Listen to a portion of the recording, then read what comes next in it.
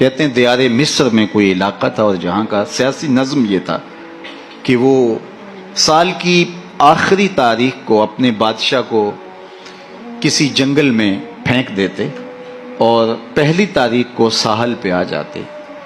سب سے پہلے ان کے ساحل پہ جو شخص آتا اس کو اپنا بادشاہ مان لیتے.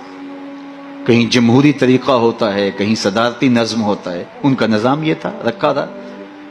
اور جو بھی تخت نشین ہوتا وہ بھول جاتا کہ میرے ساتھ کیا ہونے والا ہے, اس کو پہلے دن بتا دیتے کہ 1 سال کے لیے تو تخت نشین رہے گا اور اس کے بعد تجھے اس جنگل میں پھینک آئیں گے جو جزیرے کے دوسری سمت ہے, اور اس میں موذی جانوروں کا رین بسیرا ہے اور تھوہر اور کانٹے دار درخت ہیں.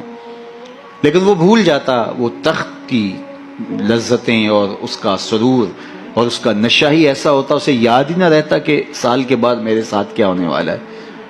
اور جو ہی سال کی آخری تاریخ ہوتی زنجیروں میں جکڑ کے ادھر پھینکتے پھر روتا ہے مجھے تم کہاں لے جا رہے ہو.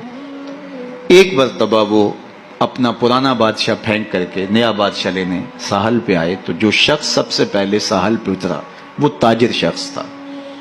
اس کے گلے میں پھولوں کے ہار ڈالے, گارڈ آف آنر پیش کیا. اس نے کہا یہ کیا ہے میرے لیے؟ کہا کہ یہ ہمارا دستور ہے, ہم سال کی پہلی تاریخ کو یہاں سے حکمران لیتے ہیں اور آخری تاریخ کو دوسری جانب پھینک آتے.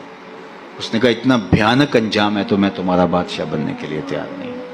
اس نے کہا تو چاہے نہ چاہے باندھ کے بھی تخت پہ بٹھانا پڑا, یہ ہمارا ضابطہ ہے. عجیب کہانی. اس نے کہا میں تو تاجرانہ غرض سے آیا ہوں, میں تو کوئی امور سلطنت اور سیاست سے آگاہ ہی نہیں ہوں. اس نے کہا ہمارے بندے لگے قوانین ہیں, اس کے ساتھ آپ نے کام کرنا ہوگا, اور اس نے کہا ہر صورت میں جو ہے وہ تجھے یہ کرنا پڑے گا. پھنس گیا.